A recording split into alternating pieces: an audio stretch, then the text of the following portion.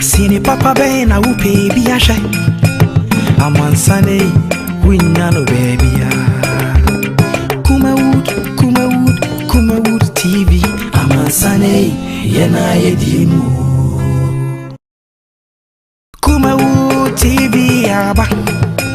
Amansane yena yedimu. Kumawood TV aba. Amansane yena yedimu. Sini papa be na upe bi ashe. Amansane winyano baby ya. Kumawood TV. Amansane yena yedimu. Kumawood TV yaba. Amansane yena yedimu. Kumawood TV aba. Amansane yena yedimu. Sini papa be na upe bi ashe. Amansane winyano baby ya. Kumawood TV. Amansane yena yedimu. Kumawood TV yaba. Amansane yena yedimu. Kumawood TV aba. Amansane yena yedimu. Sini papa be na upe bi ashe. Amansane winyano baby ya. Kumawood TV. Amansane yena yedimu. Kumawood TV yaba. Amansane yena yedimu. Kumawood TV aba. Amansane yena yedimu. Sini papa be na upe bi ashe.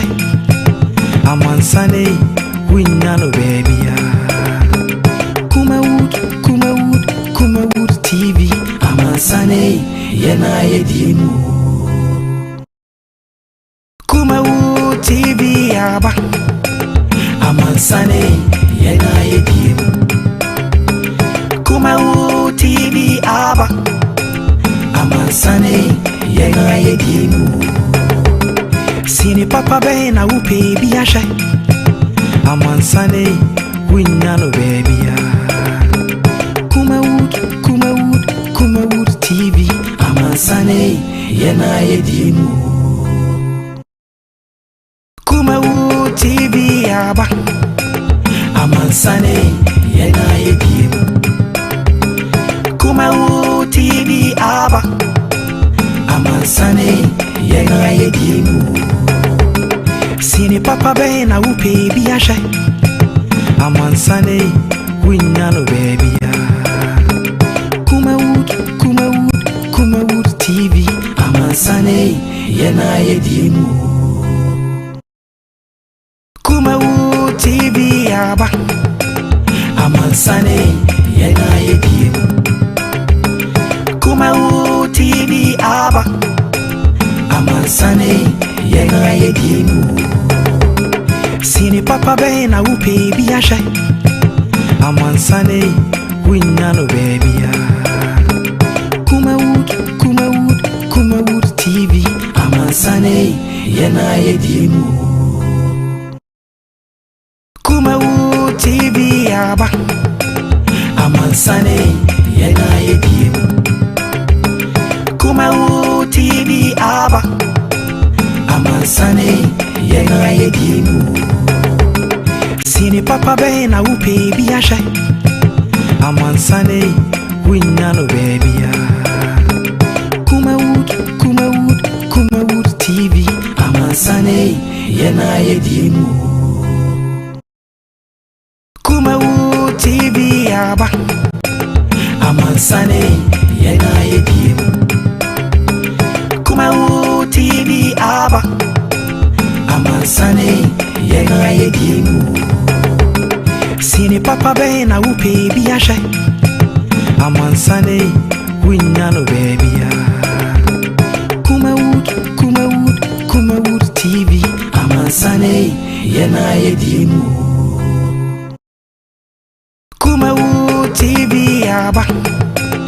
Amansane yena yedimu Kuma TV aba Amansane yena yedimu Sini papa bena upe biasha Amansane winyano baby right awusia ya majo na ewa kwaba aha Kuma TV ene da ya wada emraso say jumade atu de sirupi ye na itumi ede ebrewo wonu say ene ye ka say His Excellency the President of the Republic oni Ghana ote na chi ko UK Education Summit na wampani okro he ni mu say oyeba no na ode sempa ena ebre ye no edi efiri ho a ade ba ko amanfo he ni mu pa sanke nei e wo say itumi eba eye the appointment of MMDCs and also komo ha amenei ora John Bodu our general secretary ma NPP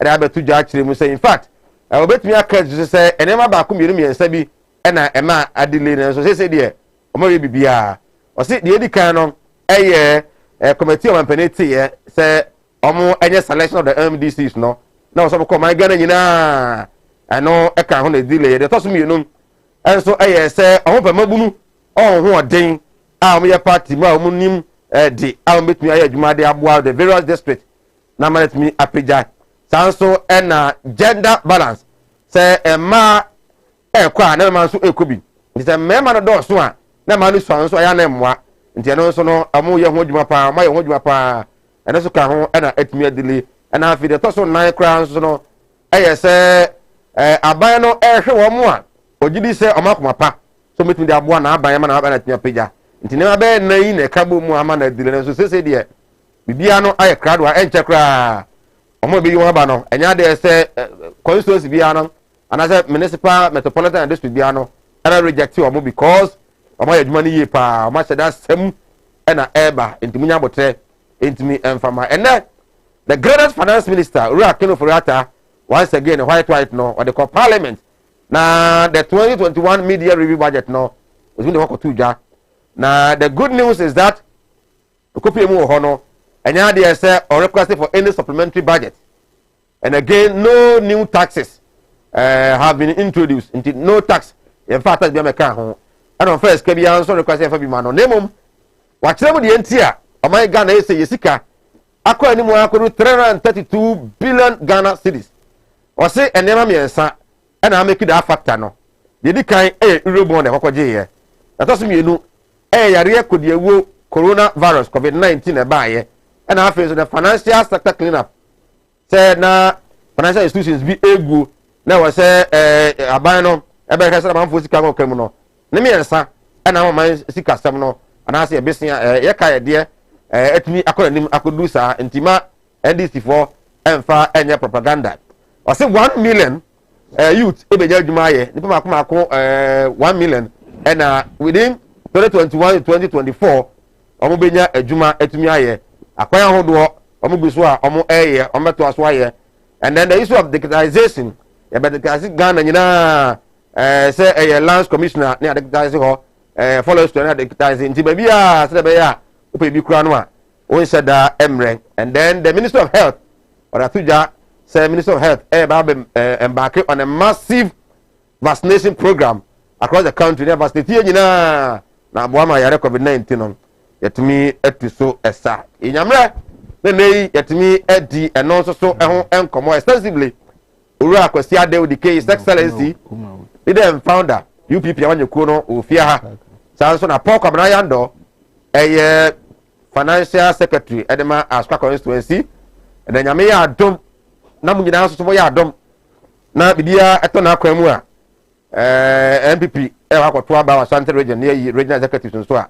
ojam den said deputy secretary no monfama no na ontumi mo adwuma moa na Asante region MPP no entumi entumpon well Paul enso ewa ha na the still was sent north wonu masem eno ne odi ho nkomo ene de honorable question e de release ababonten ye waka na say we kura na ema no aye soronko ama na ye den na party ma mo support no tama nyina no ma ba mu kura ensam no omo e de eko Supreme Court a so ogiri so betumi adi nkunim the electoral commission e de cut abonten e kan say o mate the court aka no nyame eya adom a enche kura o ma ready say the court aka no mehwe na fi by election no ana say another election was say ye ho no etimi aye nti an kana kuma ento ne yam well we ene saban wodo ne atra say nyamre na yetimi asi ho nkonya once again my mo ajo yam akwa bedin edit Sir Mike aha Kumawu TV with me journal Facebook Kumawu TV comment on the two be nyamra kan kai de ama so na YouTube so ya Kumawu TV sending so say asedabi wo ha go so casket shop Madam Muhammad Spiritual Herbal Center Kumawu Training Institute our travel logistics and afi so ebi enko ema Tawhid Tepata Clinic omi na na ebo aye me de djuma de yi atimi ede abrewo sending so say ayo nkyere no numbers no good screen asan fabrantem enyamre nkenkan ma the voice note so be nyamre na yetimi abo ede am panifo atrase emu akwaba na afi ntwa ehomra ye ba abi nyamre etimi edi nsem no ehun se de sitie his excellency Akwasi Adey Odike oyene ba kwaba ye nua bi aboko de onyame de yankwa che ye ho ye wabra na memre no man na bre me anadu na akro man no wa bre oza so ase dwane kwa butu onwane okọ summit onko summit enye no kwe oh oyare me so okọ check up summit we na mfa no educational minister and as ambassador of Ghana ambassador of UK Ghana ambassador to UK umumbi na so moko emfa president ho information ma peke and say ne ho dodo no okọ 2 weeks summit na just 2 days we okọ 2 weeks well say juma de ya na bra kra na trebe say it's advisable say wo kra no e dey bia ko hu doctor na wayo onipa de no mhwemu anti say de wo kan sa na te kra no say ha adwen but yen ye tua neka enti no an say ya no me ko akohome na ma hwe me mpumuden ma hwe ama ya trenten okay kanu furi ataka so ko no yare so bi ansire kwa but wo de ko share summit wa bra eye adfufura na o ni ni right MBCs you see enchene ba o so the jombodo kan say gender balance be mu competent people youth enso bi wurem nti na ama na dile nti wampani wa charge aya ne ho no ye ne ye ya ba nti na ba o kra no you be surprised said the have head KMA is the old wine in new bottle. Oh, sir. Is that corona? Oh, now what transfer power amount? President, the last 4 years, or nationwide tour more than 10 times. Yeah. Every constituency, or come more than 10 times. Or quite campaign me a poaba, MPP4, or call no man nam. And the vet in this idea. If you find a buy, never in the history of this country, and you say party our Tiakunaso or free password of that. A own constitutional idea. I had the prerogative powers bestowed on the president. Yeah, to a point. And me crame bar. Me a poor band you. Oh, okay. On non-partisan. It will so full. We are one who to stand it. Okay. Now, any part of Tuabamawa. Wo. What you might acquire no one man for an A. Yeah. So you don't do the back and call of the president. Said your toes is here. I take your mind. Then another call meeting. I catch and say, you ever talk about you a DC MMDCs. No. But it should be non-partisan. Oh, but now so I'm partisan. Oh, to Muko Sia, no, in the first place, no. Yes, I can say any non-partisan. Non-partisan. Now, Umunya respond. Umunya accountable to the people. Okay. If you want the people to renew your mandate, what man a better. Na president bi na tam wa besi wo. Okay. Na dwane sika wia ni sare manya na fo twa. And you na agree. Who announce you have say yenya the partisan.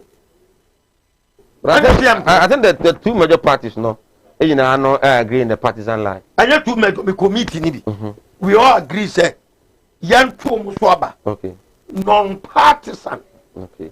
I don't know now so be any partisan. Na say no kan say be hard you. Enya no kre. O sa na ke bia wo be ko hohoi na NDC ni na ye MP na NDC non-partisan obia ni party na woko sure nti oni party no onye dan ya bi nso a obey NDC ni Ghana ha obi oni party please me say ade anya non-partisan o stand ya untimi fa MPP kala untimi fa party bia kala wa chance de no should be different from political party but this assembly non-partisan but we no mi you know say assembly members of assembly bia no you can tell say we here NDC ni we NPP ni we UFP ni we UPP ni massa uma flout to Ghana law it shouldn't be ade anya nanye so be assemblyman no ta to no say me assemblyman me MPP ni wrong nsemu ye be to ba no ma ko hihye o machi but wrong ana ma Ghana nko nanim okay it is wrong sure so because Mrano say any can say etika ye di free unit committee non-partisan assembly members non-partisan DC MMDC non-partisan now you bring the governance from trust and free form okay now ban so the free so be meet halfway even parliament kwa me bi ba e be non-partisan now do fear nyansa wo de call no e de bo man nchekire nya fe na be say MPP fo nya aka say ye prena yo I concur no ye nyo man sa it was my benyukufo can see me or see yenye by camera legislature it can form for we are you were imminent non-partisan level you was wrong it was mabo bo from we no na the final arbiter it mo partisan crowd from why bass no a obutim bugu no the national interest okay eti our architectural structure of our constitution Ghana yen ko ba bia ye di agro on say better constitution we ye tutu nye maboni bebre free mu no die be ye bia ye be ja ba bia gina sir oh yes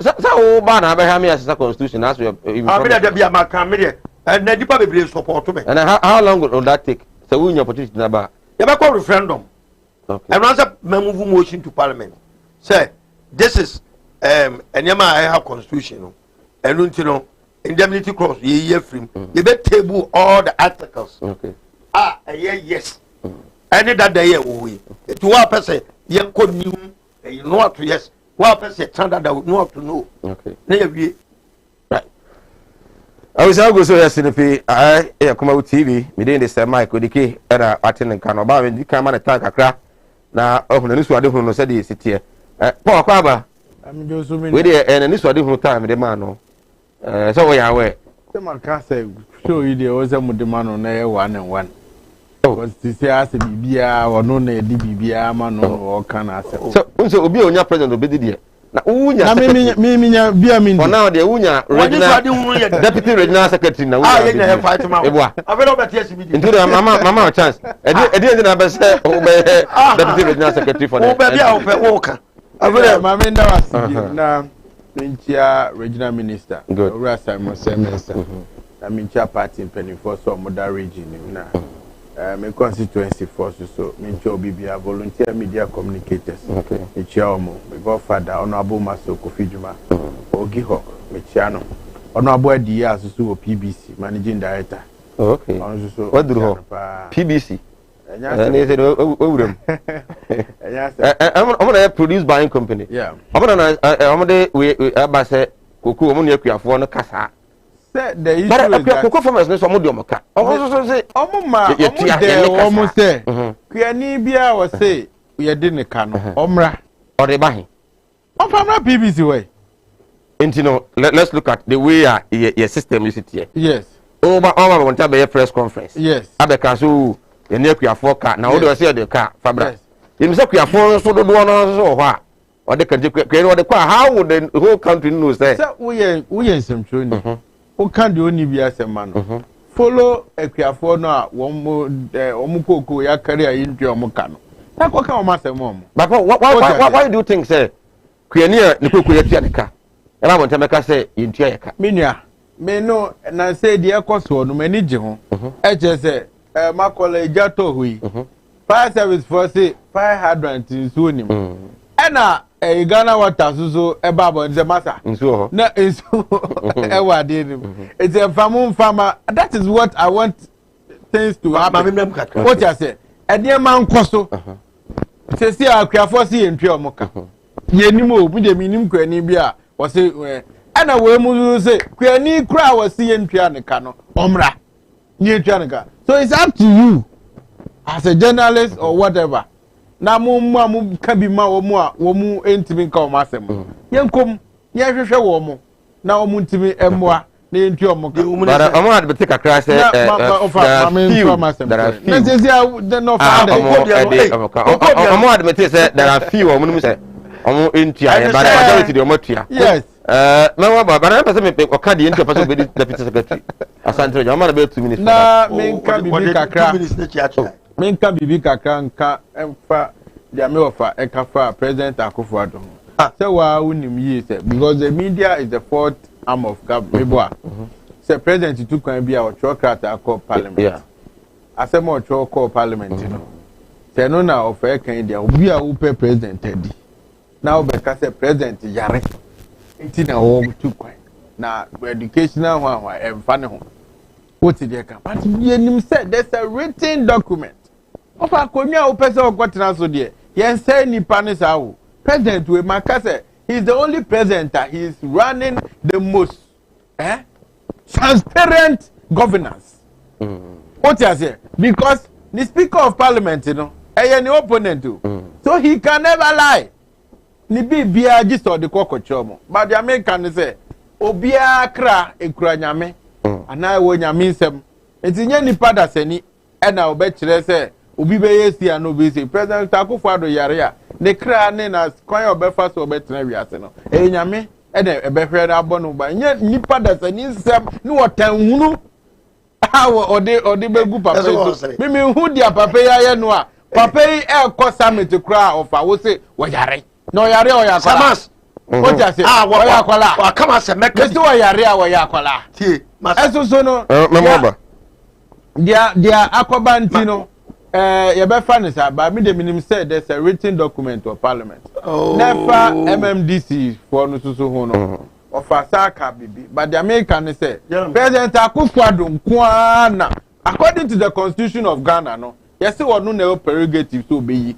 but no pe and ebeka so person sadi to me no esa bre Ghana fo NDC fo abusuefo ya eno mampre eye hu dede kan samu ani wo de ese Ghana fo adwen obetwa ntro kire kwan obetwa ntro kire kwan eno mo se no a o ma kase ewiase mu a we problem na ya NDC fo Ghana ha ye te no e NDC fo na ha yen what you say ntino entai what you say ayi your friend is saying also askwasa mabusa also question or the number ayi asin case ye court check yi o da ni kan say manesi so enya fe na court abua ana ache enya fe na court abua enti MMDC ni enyi ya adani obi onu nka wa di parliament close to 7 months ye hu legibility as we di 7 months o yankasa ache.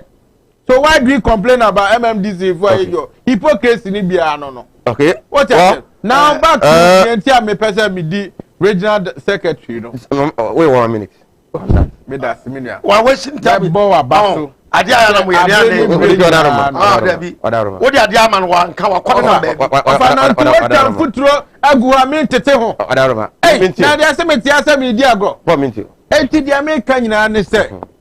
Me hu ne se MPP a party a boa Ghana in terms of everything. Okay. But me hu de atwa mu de na kan bia ene ya be hu de ekoso mprimprin so. Eti ba fa ne se party a boa Ghana for say de Masum wo polling station 12 years.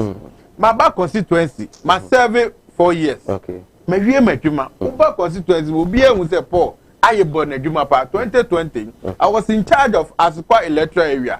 Okay, numbers yitimi ye o. Ti me hwe dia me here. Me feel say me ba region ni mu so a metima aboa. Titu party fo a edi yaw enwiwi ma omu niema bia to ape Now omuntimi hu am wait for I am there because me constituency cry and yema meye e wo Ghana and yema meye wo region mu no me feel say me nya a bigger position e betima aboa ma tra me niam right and went here chane so we dey any so de wo nya na daache e na me busa na ma na akere die ntia wo nya sa de so de hu no ne nya say for campaign there be any so de wo nya na sa daache bi and na ma opportunity that's why campaign on your campaign the man of party code of ethics biano e me yewu babra obeka obi asem no nka bi but now also person kai bi who say on pani wa end education summit no ene and we but then on the 30th of this month obeko African Investment Risk and Compliance Summit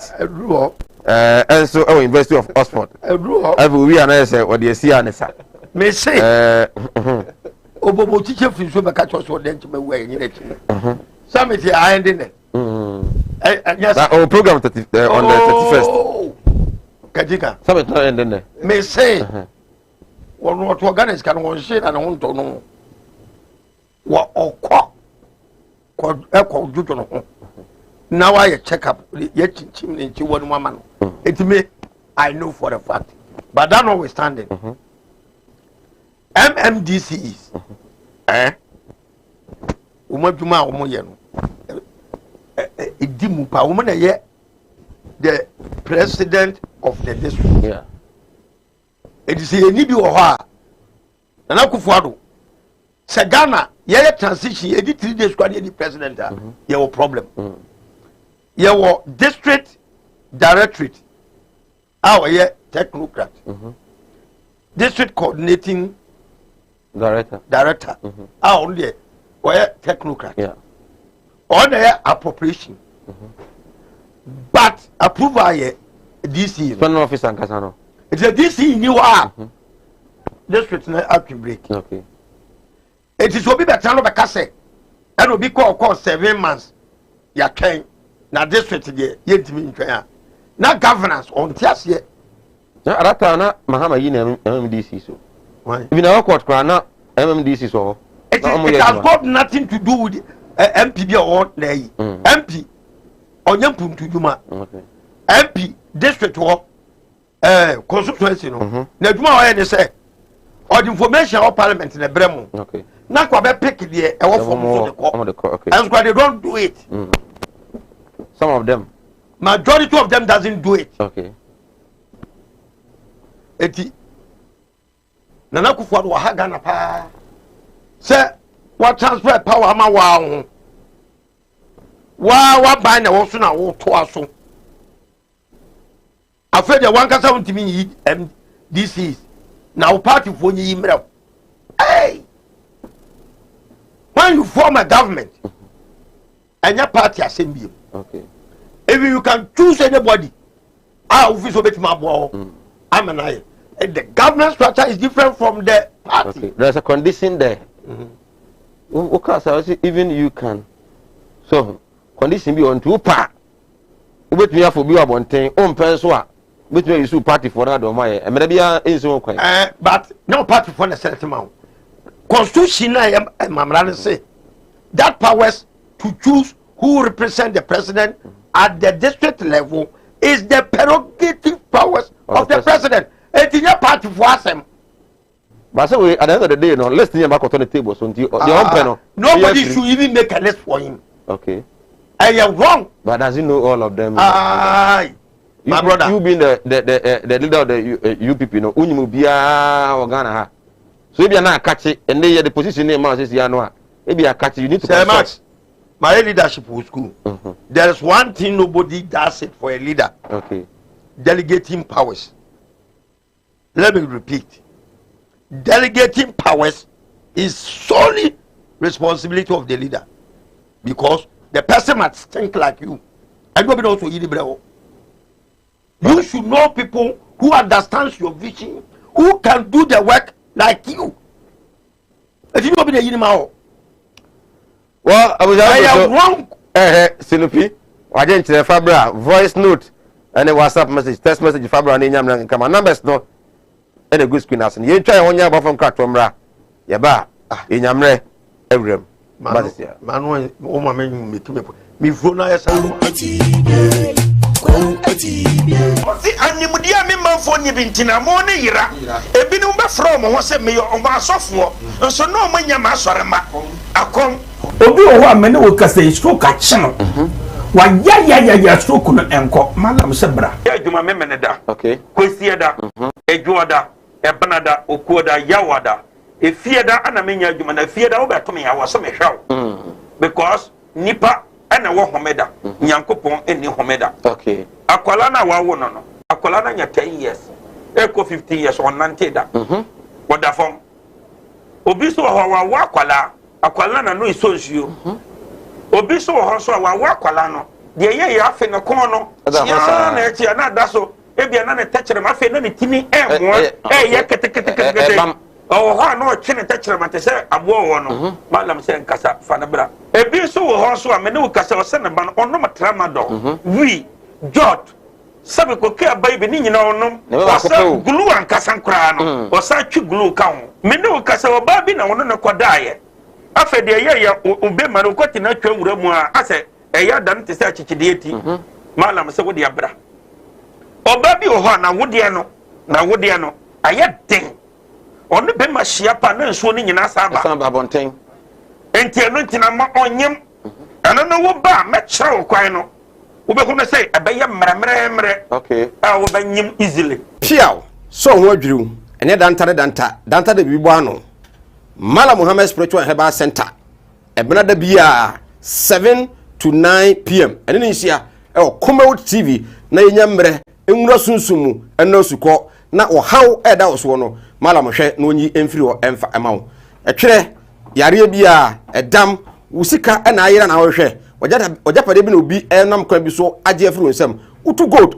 ena opese onya emwa anase ebia kontuo enema ayedin amawo oba no odaso jonso anase akontuo enema ayedin amawa bra Mala Muhammad Spiritual Herbal Center na kachi kwaw atibie tienie kwaw atibie Eastern Region eho ena Malam wo esikafo amantem wo de odu kwaw a wo so kwaw atibie uduru ho bebe pa wo yira kora no a busa Unity FM ana wo be frɛ 0246 647 247 0246 647 247 eya tie bi na entumi emwa piao and ya rawo do ben na agi ni padua no aboso ya rebi ti se eni ya re akoma ya re wadumu ato wontimi ndidi oba ne barima wontimi nwo me kanfo tahid naturopathic clinic adodo na efreye Madam Katri clinic di amawo Madam Katri clinic enam homeopathy naturopathy subetu ya re nyina efri ho ye ne kofa bae de Madam Katri tonic aba adwaman so eboa siesie ni padua no ni titiw ede ma emma wonoma won fichiko ensisi so yie sa wono Madam Katri tonica eboa ema woni padua no enyini yie na aboa ma wo fichiko so aye kama ye won fidie wa waso ye de aba adwaman so ye de hwehwe di padua ni mu eyi yarwa hodo ahintani nyina edi Katri clinic ewo Kumase Asante Mantembu adi ne ewo Madam Katri clinic yarwe nyina last time FD ya hwehwe sei dwade ka to yi mu agi atum se eye well all pia you say free mu why the den it is slower we na fa kokko we film na say dia wa woni tua wo fa say no mo ye den ma me de we na no yere na mfa nkonko ye digma na ma me why slower ebusa yenko Kumase munko Kumase Martin Luther oh it's been a long time oh yeah Missy Minia obra kwantu yawo semina na ma yanka twenani ahwedan yo na busu afani asoma me semina me pada e wo Kumase afamara na me so ya chini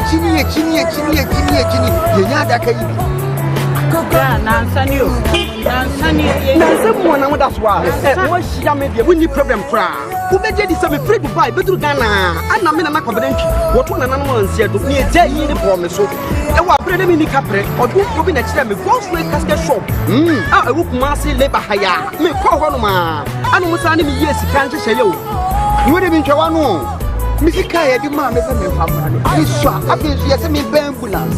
Na me sam pe de be da no enka ho. Ambulance ani de be da ho. Omu ya ambulance service into ni problem kra. Ani na ye here ni se ubenya sika kakra bi di ato ase. You know say kuma stay by plan no. Ye kwena mo kwatira wo.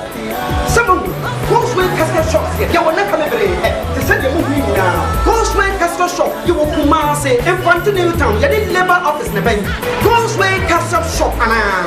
We are the dealers in quality local and foreign caskets. Job training.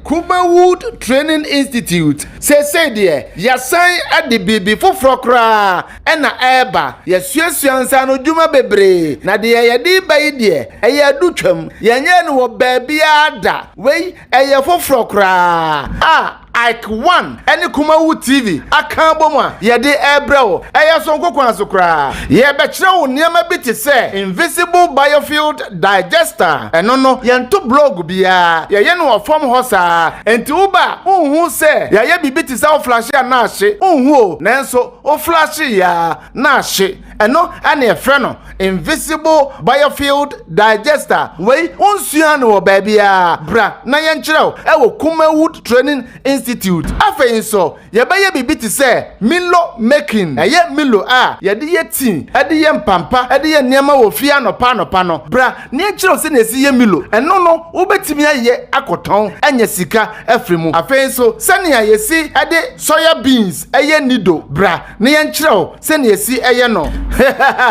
emani meme mu amaso aware anase wo ne odofo biti ho na wo libido no ekofom bra ne nkire libido drink wan kasa obeye no wo fie na amawo atenka ewo mpem we die emani mema ayasem de pa bra ne nkire kama pa infertility drink eno so emana muntime nwo ana mema na mutukosua nso muntime nwo no bra ye kire natural drink obenom na amawo timi awo ba ensamude we die ye nti bi da Kumawood Training Institute wase bra niamfa dakope enkyere osanema we nyina afenso yenuanom ma ne mema mu yusu aye liquid soap ane shower gel e wo fie no momra ye be kire mo se na esiye no pa liquid soap ena shower gel we nyina no wo betimi aye akoton ayusu bi wo fie ama onya sika bebre afenso car tracking device installation we enso ya de a aye bibikitu abia right everything yes I Emma Akwaba ugusu a okay Sinopi live on Kumawood television.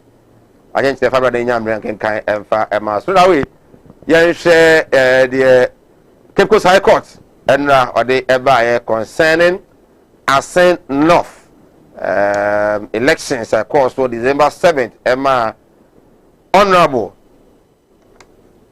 Joe Jachi Question etimi edin kunim court say empamono odimi enka enchire obia say wono we member of parliament view this is why ready to conduct new elections. I mean say your Paul in na DC but video na ready a kan video emra video na ready a yen share someone in Japan kan that's why I've always maintained my stance say Ken any genuine person me ka bi ne menya adwene ke de Japan o kan wa na ono so kan wo and me sacrifice need me kan kire me say omo ye genuine omo dwene o man ne ho because I won kan ne there even ana mashe da kata emraso sa base be patapawa ha emra be yeduma pepe opa mani wini so be parliament 2 months ago you know because wallahi o Canadian passport I have checked I have all the documents just still Canadian we are Canadian have a contested election this will be slow yes Robia ana mashe da kata emraso sa base be patapawa ha emra be yeduma pepe opa mani wini so be parliament 2 months ago you know because wallahi o Canadian passport I have checked I have all the documents just still Canadian we are Canadian have a contested election this will be slow yes Robia akata emraso Sir. Basa be patapawa ha emra be yedwuma pepe opa mani wini right inti we say central masebedwani honorable Kennedy Jakompo for Japan and during the heat of the campaign okay say Urajo Christian oye ni krom ni asin intino na nsem wo akata so asa papa no oye na no pa no we need elections no kura no a 2 months kura no onya of parliament that statement no kura na honorable Kennedy Japan make and have a problem with it so oye mi krom ni nti oye asin intino na makata so na se nti se nipa no odi bone kura na so meka no a ana nipa no nya ade be yi dia obekata so onka. And I think on that score, honorable, you have to do something about that. On South Subano, Hong Kong, they know Yadrin. As of Phobia about me, we don't have a casa. In a way, Nippon Bonedia, let us expose the person. Well, Paul, and they Apano court to say in declare an elections null and void into young cotton for from. Was 200 or GD said, Unifo. But upon explanation, Munadiaba, and they say on the 9th October no na or filing no now was started process no now the bone of contention and they say ebreben and a bit me can say process ni na edimu say o filing no and I say ye so we na say ye dey na ye to abama no because say about time and second idea he had it before the elections were held on December 7th. Mintio. Sir Joe, Sir Mike, Messado Asibim. Na ene asema SC yina ye bubu hono ama meni aje nyina ne se Ghana mra eye adwuma na empen bebre no ubeti nipa bia no kasa na mra nya adwuma yo wo maimu esusu ye de mra to ho a amana ye adwuma yi pa ma ye nyina hu say yes emra no see na etie another one so ye say me hu say NDC enye political party a wo mu ye serious wo ye serious e wo bibia ne wo mu hihye bia mu on say Bible kra ka say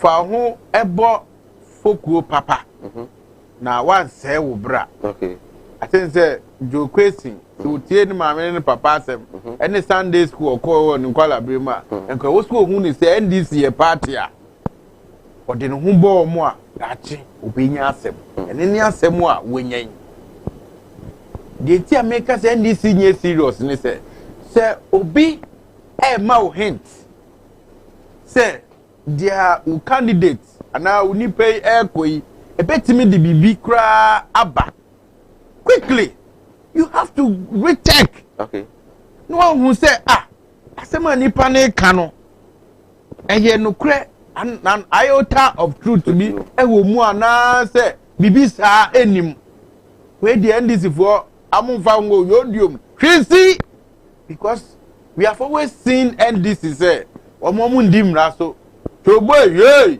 he said their former president Mahama Kai no when it comes to unleashing violence you cannot beat NDC say bata the omo ye number 1 what you say but say mfamra enka say nya adwuma de hu say NDC for eye say Mike ye nyina tie ne abase wo se etu kan ko US ya yes obi anfa ne passport emra na wo uni passport o nemo what make application our passport officer ubetima atro aka list aye ko say wo application our passport office intino yemfa onka visa no pato mi bi se wasemu jeje meso na enya akono ubetima aka ho enya omo kura passport no na ye be count o so at any point in time no that material time ena miti se amiti me kankuma gu eho bibi to me wa ha me se kuma gu for sir what you say obi wuram no be ha me a I can make my lawyer sue kuma gu mo na mo ma kwan mo me ho ban at any point in time no material time is critical okay time bang and I would do musa who denounce it wo citizenship sa 5 to 9 for now all filing no now the application na tum and I say won fan tum no they are tum now they are tum na approve am my pacho say Mike mami flow na boni na akoso cheche mu nchira Ghana for what you say time a won filing no what you say je tro bibi ho say are you a Ghanaian or non-Ghanaian and now we so obey declaration say asema mi ken say me di for ho a ehun tasa ne ehun we nyina yem fam bo me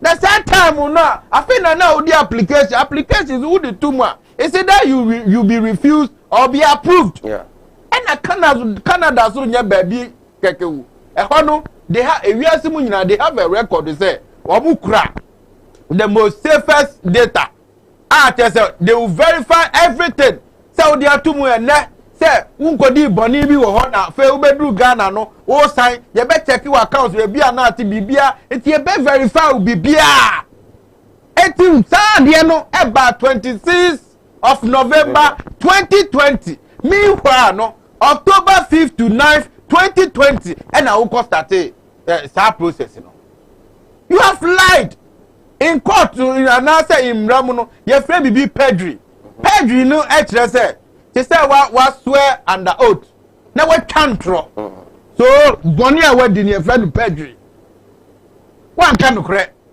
that is what has happened to your friend is Joe Kwesi now who implication in who tasano what bebe now what and what say and on the way there no do there who feels Supreme Court me say obeko the Hague kra obeko akodi for because we akwala kra so fu bia se boka we so say we enter your case akwala kra ya wo ne kra hu ni se wo ntro na wetwa entro na wetwa o ti ase it's about time you be take your niema serious e wo man mu say at any point in time bia no you cannot just do anything o fill form o ye bibia kanu kra na wama NDC for ada no makacho say NDC for na mu ankasa kro mu ko gina court no omo entime nya a single evidence anko nullify the results now when him interesting thing lawyer friends no kwesi case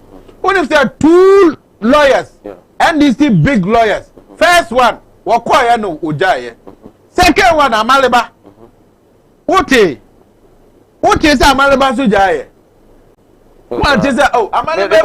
What I know about the case, they say when the court gave them the way say closing submissions, written closing submissions, and you know, as by the time na court ni bu asem no na Jokosin a closing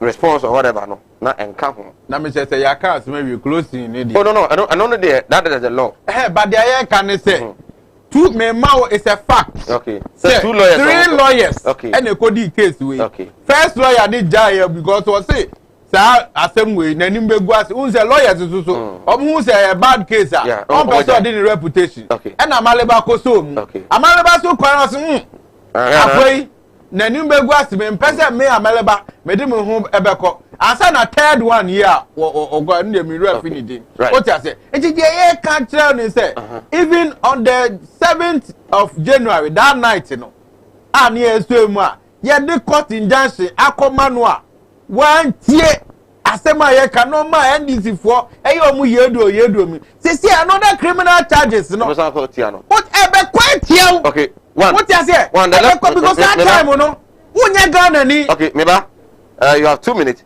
The electoral commission that's why am ready say they conduct new elections or by elections should we blame the electoral commission some also any due diligence now because odikete here or election or file here or 2 years come electoral commission omoji scan agent the document also the care for Jim Crawford signatures say in a film them an contest TV and the other electoral commission any due diligence who say papa no as at the time one na also air file no onye Ghana ni nti yi na free me say oti hey onti me university ameko by the time I drew 40 years, you for I think 44 people. Okay. One day fake results and a buyer. Good. But no first school system ni more up to the 4th year.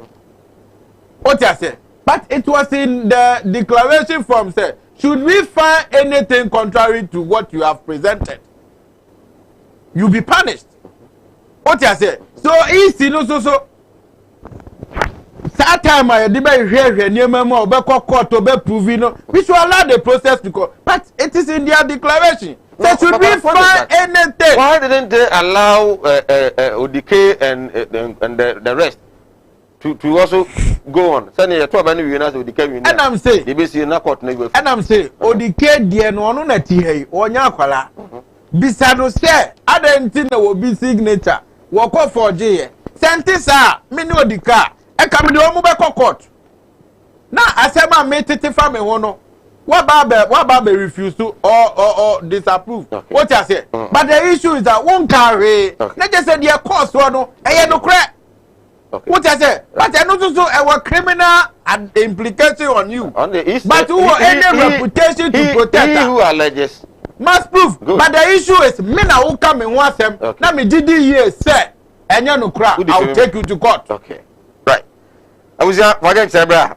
Numbers na good screen aseno o de by Benjamin Akin kan etimi e de amapo Kwabena Yando NPP communication team member and vying for deputy secretary Asante region and our technical. I mean could the ban say ya disqualification any court and some your excellency minty on this issue what the way issue next year in 2012 your question by primaries was 2012 no mo chemu e ma kan Japan e fa central and e benya say south as north. The question echo primaries. Ama NDC internal no mu uniform because a Canadian citizen. In 2016, and was about primaries no be win here. Omo nyina enfrim. No, I think he lost. Omo nyina enfrim in 2016. In 2020, and was about here. Still na NDC ya we say. Okuta dual citizens. Na NDC ni opportunity bia asa alizo metumi ebusa lawyers. No ma judge nchire kra wo ho. Am I need yes in Anki Minsiana? For the woman and say Ghana as ye do money diagro. But before say me costo. Yeah, Kofalia. I'm not say call Mancro for endorsement. Okay. Endorsement no more endorsement. Signature come. Okay. Now signature no. Your technical who's a easy technical department and or IT department. Technical no umufia signatures by nina. Masa, one or swamame.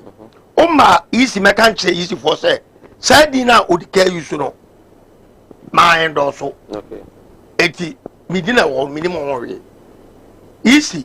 May or disqualify me no. Or Obia Major Macase. ODK, where you should be new minimum. Oh, this is not my signature. This is not my signature. Okay. Also, the command police. Now, the German call to mention. Easy say, I put for any investigation.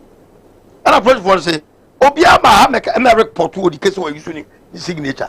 It is one of their case. Okay. And some of the prosecutor, you know, this will be the case. Yeah. And I put for one the German call. Easy. Ebra or disqualify Jataba koko tumbugu. Okay. Candidate bear me and sako tumbugu. Me who jack a koto. Okay. Eda me bobeto suno, obeti menga. Okay. Eruntino and kodai. Okay. Said the whole canon. Almost said an yes, sir. Are there number header? So we win here. May say 6 months before election. Chama to make a term say they will show some di mabalo paper. Me too much. Okay. Eti EC office. Papa bi wa Madam Flokatem said there's a big hand on my nomination bad thing. Na no krani o ma we mu and ananado. Oya ne ma buga eti amanfo fa ahodi so. Papa no question. On the certificates, it's here, Kuta, say, or a Ghana. What did now the citizenship? Say by election will to be Kobe. Yes. Or co by election or when, yeah, why MP, But say emere bi so. Meba. What do you mean for sa criminal charges no? E ma no so. Sitting MP. Just say ya dia ya nwene ho. Okay, being a certain MP no. Yes. Just what na ma odin the position ni wie. We indemnify. Yeah. Secondly, criminal charges no kwa omo de kokoto a. Electoral commission eni bosom ye koto aba. Eni bosom ye kwa koto aba. Because seat ye vacant enya more than 21 days. What you say? Yeah. Ana ye ka say ye kwa investigation na ya charge ni to court a. E be take be 1 or 2 years. Ansa na ebu asase mu. MPP ni bia no fa. What about parliament? What almost 3 years. The late free cry. Mo I think Mahama and man no that we cry. Thank you. No yare. Am I jeli no? What you say? Eti Sakande. Yeah, secondly. Eti wo ka say ndisi phone su anyansa no. Mo the same why e bi da. Eti wo ka say anya abotre. Na the woman say I don't know where nya doesn't make sense. Na do parliament na I hang na ha no. Papa yi emna man kwa man ko ba election we bi. Okwo be sa we ni. Oh sir. But I've say so what I imagine in 2016 2016 the NPP every year by 4,000 and over votes difference and in 2020 Jokwesin by we by 2,200 plus difference no according to benefits no the NPP now there were internal rankings we were part of and the cross that defeat until likely said the NPP can take over. Mama can't say about control. And me here TV3. Come on for say district capital. Na no kufu adba wonye hwe wa. Ye bu asem ni wie ye no. Ye mu at the koto MPP office e wo kromo. And we to NDC office. MPP office ni papa ko pedi gina ho. Masa abawe by election bia ni Ghana ha. Na na kufu ado kwa obai wen. Incumbency advantage. Oh okay. Amemo kankan we. Obi biara ni ho a na na do pa. So ye be ma power ye do kwafo a. O me anya media elections. Say me na na do. Be betra so enfie nu. Mon san to ba me ye say mo ni geme ho a. Konya 20% kwa na nyame. O ma na sai wo guo man no. Me say ababia be kwa koto. Say MPP internal elections. Obiara na do be support no bia be lose. Opa kobo ne date. Abufu a wo Ghana fo mu no. Me say saba omi ayiniti nyese na do na hye ba omi achi a obe lose internally.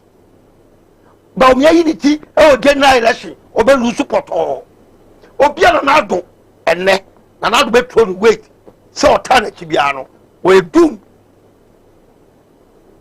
Now ka say the Ghana ye the Ghana for ya wure nim ko so say wo mu ko ba election pomfe biasi sika nyina kokoro mo me say Ghana baby biero ya ba election na na do nti MPP be okay over ka say NDC anya smart on this issue. Listen to me as a party. Yes. Papa no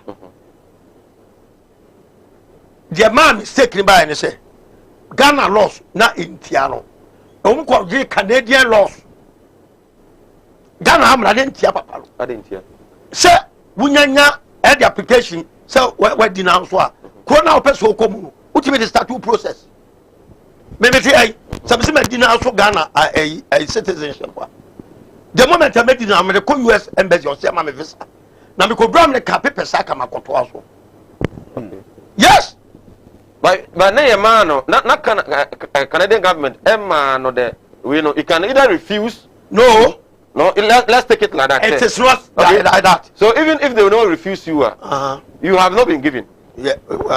And at the time, I'm not all filing. No one you're gonna need. No, fear the American. Denounce, you know, what filing. What the bag on her. And my crime started your person. So why did the court rule against him? Over the Canada, Canada, say. I just said your final certificate, man. Because I've read about the 43 page a court ruling. No, I didn't see any Canada rule. Now the announcement, you come here no denounce. To apply visa. Eti, Mami Musa was sent back. Says here, dear man.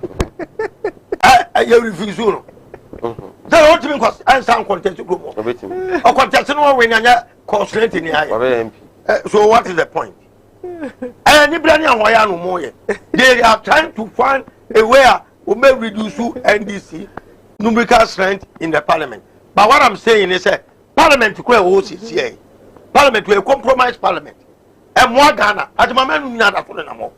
Criminals, I think somebody, parliament approve me no more. It me, I don't see any parliament now. Who are the criminals? Ah, Massa, you know them. I don't want to go there. Yeah, you come out. I dare cost to be a new. Now, Mamma Samba control. Papa no me NDC wamo and hardening. But the most important thing is that oh man not touch no man soon. And it's not going to help anybody. Now to buy or take your mouth for baby so we don't know minimum of us watch. Any rule of law na rule law. Sorry. So you tested the law and the who said the Emirano City. This one no would you say judgment no was I am not going and then judgment to cry. Okay. I'm not going there. Ajima men who are procurement. And no it will be up to who say procurement breaches that will be up to more. Say Ghana aban obi be tell nyama free wabra yintu akakra I was a cabinet for approval. Okay. Nako attorney general. Okay. Nako parliament. Sanya man call the brain ye pay. And I am pay. Okay. We are sector minister kwa ajima menu. Ana yariaba. Yariana abaro. I AU echo meeting. Ana Russia for ne say ombenya biama Africa.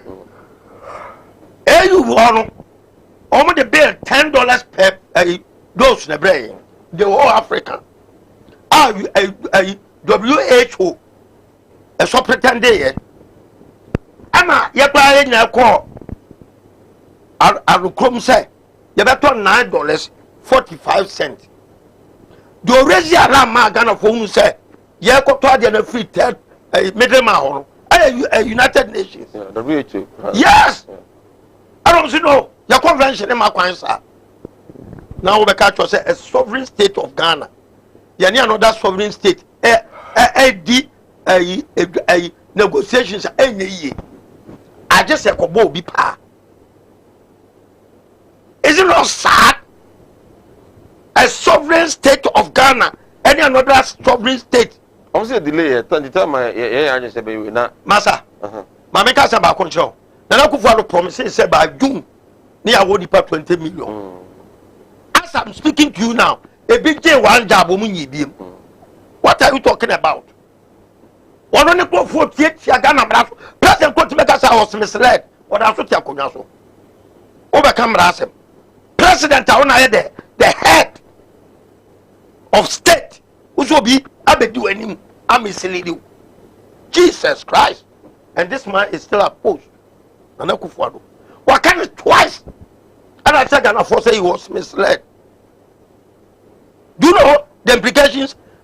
Any proper jurisdiction in this world, I'll be used to such statements now. Okay. I never talk on Yano. Eti, men can't judge us for nothing. Okay. But when it comes to say a breach the laws of this land, about way what yet Ghana so a million time and again. Okay. Finally, what advice NDC in Sanfa, Jokris in Sangobu? I want them. Will be party wants them. Me interest. My interest is for Ghana. Okay. Me assembly make Cambiano, me Kasama or my Concon Ghana. And this is for Pekaro Somo and will be aqua. It is their own cup of tea. Okay. But the bottom line is Sanana Akufo-Addo will say a man or man. Now more can you reckon Japan. Mubon the video. Yeah. Who's a Japan or opposition or fast power or dog Ghana? It is there. At my man no more than a Canary Japan. Unyakopon, Firebone chair what? Unyamin, who are mobile. Canada Japan. every week information opposition. I have the documents. Now kwa documents no obi bia Judge Mamenu dey no need documents. Osawusu dey no need documents. PDS we need documents. Amari we need documents. Banking cleanup exercise yeah. Now consider 9 million 9 billion bailout. Emma banks near Juma. How many per 400,000 Juma no.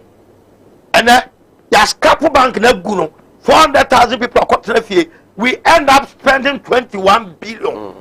Can I just point it down? About Uganda, say, no, so good as well.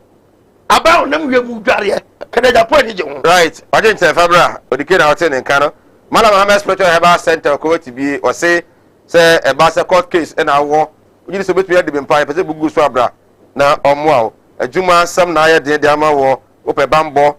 Sanso na ye bema no ntimi nyina mfa ba ma oba awono ayede dia ma o pese udi e wa setere mu a mana sebra na ntimi mu a na yare no etwere dam ene yare ahodo nyina no osebomodea na bra na ntimi emu Amala Mohammed Kwati bi Escafo Amantem Eastern Region of Ghana ena abehu no na kache no e ba akopɛ Kwati bi 0246 647 247 0246 647 247 God's way casket shops yan ka to say e dey ewuo no adamansan ko mu enye den ya wo ya dakoro nso ye beko ndi wona wodi kan ho no na wo say siesi omochi na eye kama na nipa bia no say e be hese de city a owu a yesi no daka ko a kire braba wo babo ye enti e bia na de se bia firimu abujapani wotena nkran chotre kumasi a che waji udin pa enzika akwa no botom God's way sebra unya ye no a efradaka canopies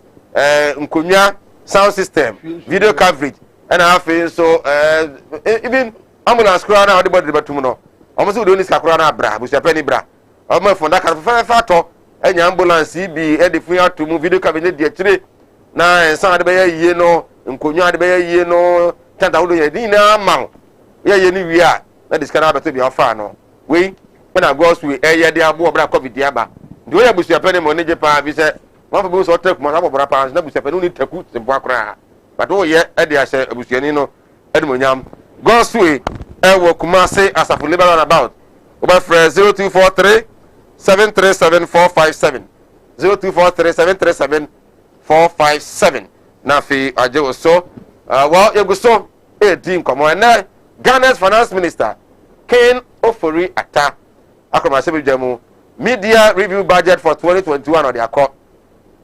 The good news is that Okoye will introduce taxes via that one and yet to us all. And because this can be house and Van Cano, was the Unia and I'll bet me you. Name I responded to the NDC policy dialogue in some of the two jar and I know a Juada and I ought say, in fact, I never could bet me a capa actually and they say, oh, mine, no, Yadeka. Yakano, yes, of course. 332 billion Ghana cedis. Kaya dear, ye child will bet me on quality woman, Hanyagro. Name and yes, ABS can be better on budget at Bonibia and Amiensa. Financial sector cleanup. Banks are all the one microfinance, financial institutions and a guno. Ananka won Mexica Wumua, a Guya Bianca, Hombatriano. Was it a no? Obviously, this can be. Yes, Jumano, Ehema, what was Sikadahono, Usikana and shake. We know free wa.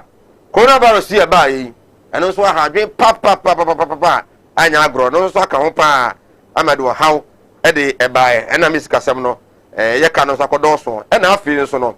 Bako Saka home, I no soon say, I have been pa, and also, and to me, I'm why, Ama, and Yemen to me, Uncosro, am I a Eurobond? I kwaje no osa nso aka ho pa hadwen ntinye se bia aka na ya bono omnis ka no ye de mafo bia sabi dabi na Eurobond financial sector clean up and COVID-19 and ama a public debt no apeja koduru sa 1 million Ghanaians moye mabunu mo wi school mutifia monya adwuma nye from now 2024 answer na beto ba no na monya adwuma atumi aye eno ene de bit about to fa e de ama wo on the issue of media review budget. My cop Mr. Paul, these excuses. Eurobond, one kwaji COVID-19, Sikano yako vision be the debut. And then the issue of financial sector cleanup. Right. And I was say the cost or the spike in our public debt. Right. And that's 1 million jobs. But that's it. Now, ne de me offer. There be your kasakama, but ne de wa mark here. Oh, because I say more beka enye ne. Na wa say more faking. Yeah. Masa. Oya banta na say what was some logical offer etia wo man say. You use Canadian laws. It was the Mike Wooty who apply US visa no what to plane ticket. You ready to say? Who apply US visa? Oh, my apply visa. It's my to plane ticket. You ready to say? You nimu say. Is it that you are or approved? Sure. Are common law? Okay. What you say? Who names are common law? If you apply, oh, my apply US visa no what to plane ticket. And to Ontario. What kind of logic is that? I know the case action na me say and then there was and okay and another one was aka ya one who say ECD ya ye kan ah we say EC no aye bibia wo so approve no wo so who ni any criminal yi bia court approve ya wo do be fa e friend is health minister ho intimation adjuma manu nya hwe what I say onya hwe a wo be ka say that criminal is who court we bia wo di be prove it who ni sa evidence no because ade a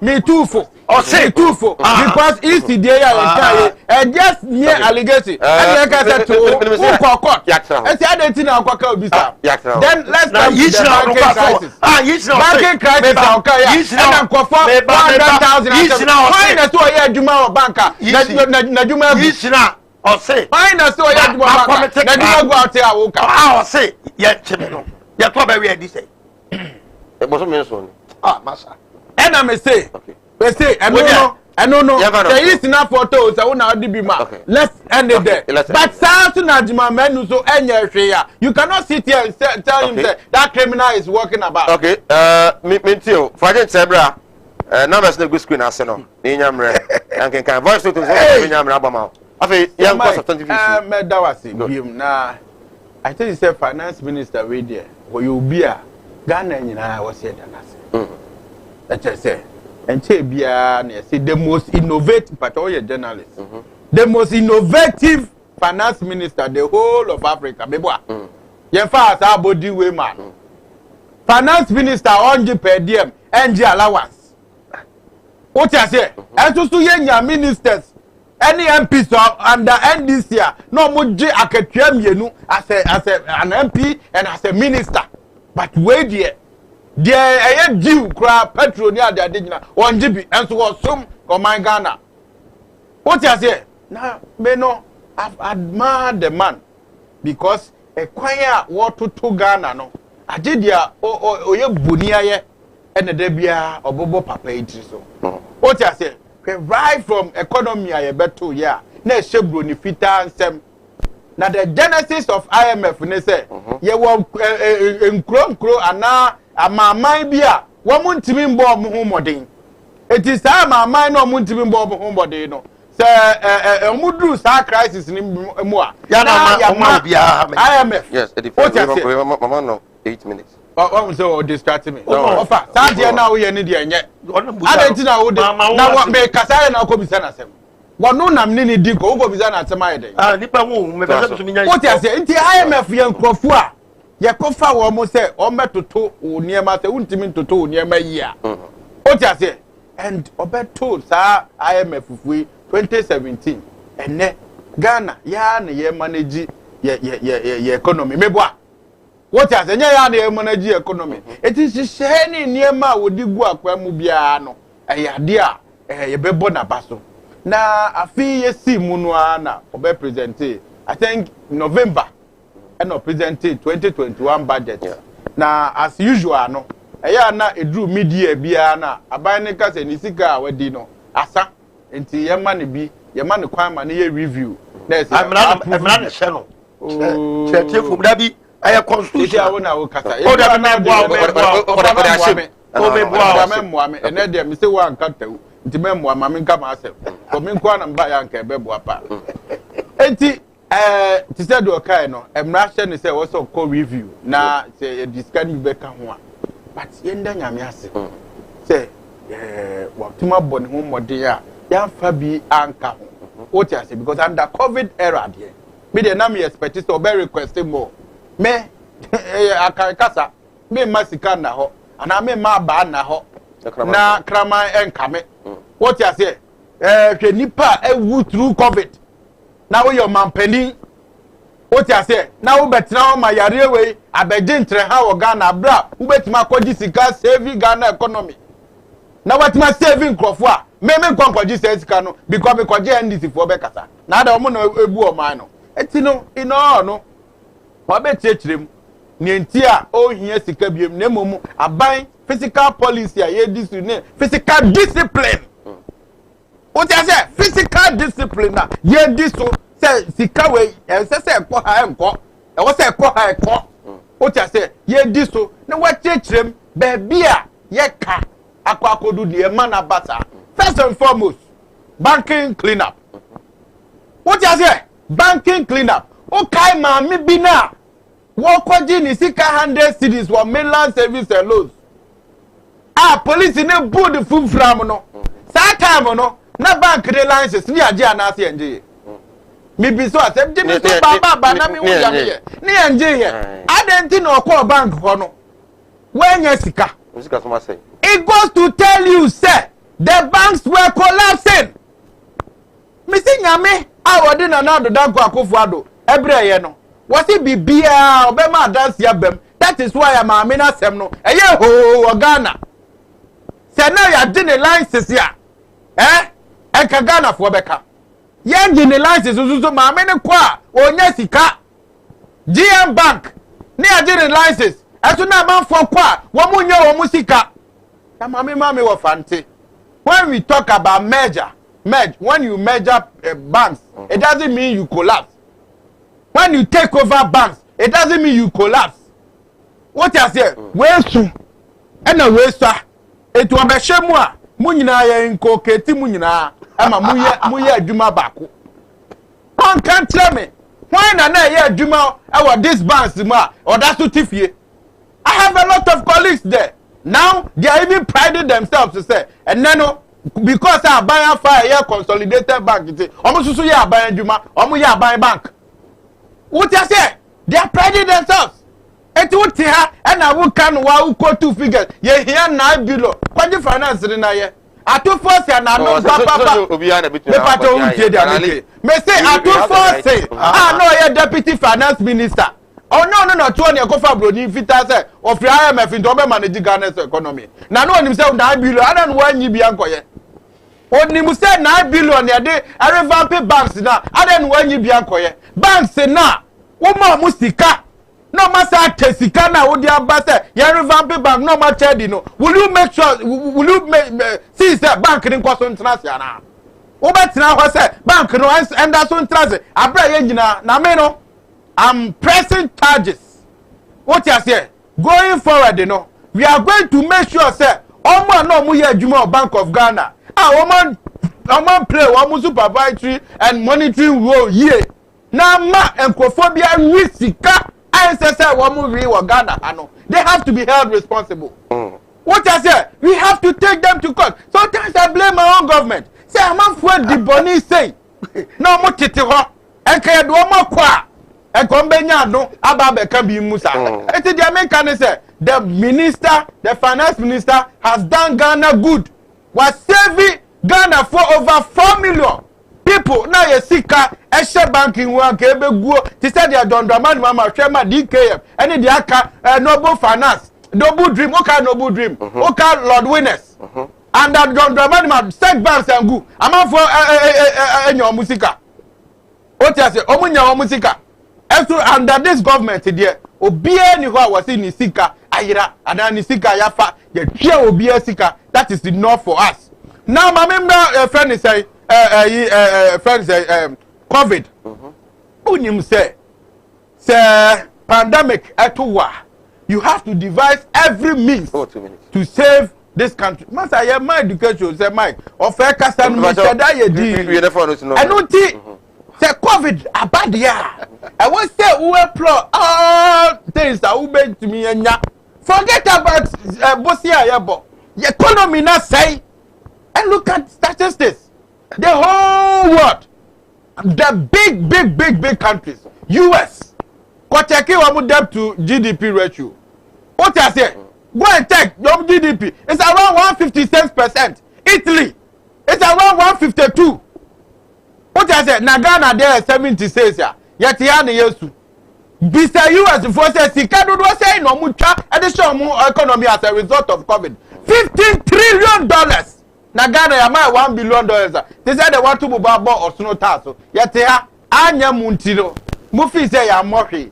Na media me be nim bibiano. Media may refer NDC to say na ye wo IMF wo ODS so and IMF ni ho.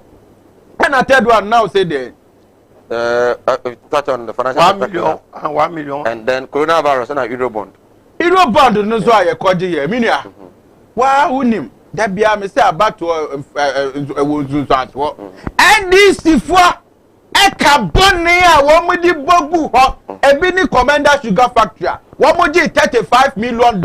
Okay. What I say almost the factory no we in April 2016 Edru August ya na adama da factory so ayeto saka $35 million one entry energy hona susumia contract over 49 almost signing good almost the notebook church almost say contract na bro so ye over $560 million every year no now person this ka be netua e to mo ka bone na mo boy no e bi na edi tuatua ti Ghana for amamu ma NDC for ma close to the presidency again. Let us say Papa Brian and Atene can also be here Fabra na yen kan enfama as of December 2019 now a public debt no 218 billion as of December 2019 COVID number 2020 2020 to May 2021 and you move from 218 to 332 billion Ghana cedis.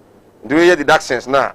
Over 110 within a year and 5 months. That is the statistics. Yadema, okay, Mintio, media review budget.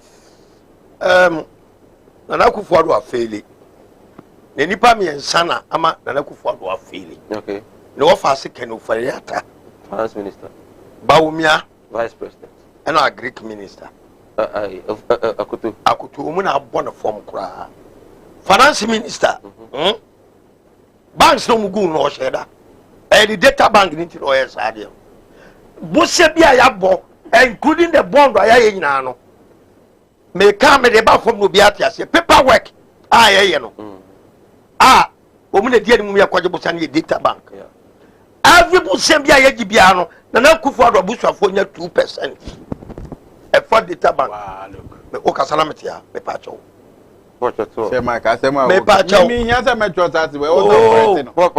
if he's talking about data bank, data bank. Me Pacho. Nana Kufuado, we drag on of winning. I catch say. Aquafoca can Ufuriata once. Ebra o pesca bedia kunano. Wine the copper Busaban bedia kunano. Nana Kufuado Jagan of winning mark. As a data bank, you see now for I or no fast bank and never can. What do I did not say? Oh, my sada, a ball money to that. The kind. What's the idea now? Data bank and a paper way. Out charge. Legal fee, a bedia to any gabioti that could fam and a MI. Almost give fee. About when you're interested, so that why did the tax net? Anybody be Gugana ha, woman tax. But almost some person back all cry. Omudomu the answer Mukwajabo Sana, Umatu Munchubu. Scarecrow, a big drop. Omufan Koyanima, a tangible, I dear Nibu. Omu the call consumption. Yakoto pass questions. Yakon Webiani, and some bassa. Banks now, a good year. Oh, my catcher said, ye 9 billion. ye di ko wura ma bank bia be ne dwuma kanu for ya tale be ka kire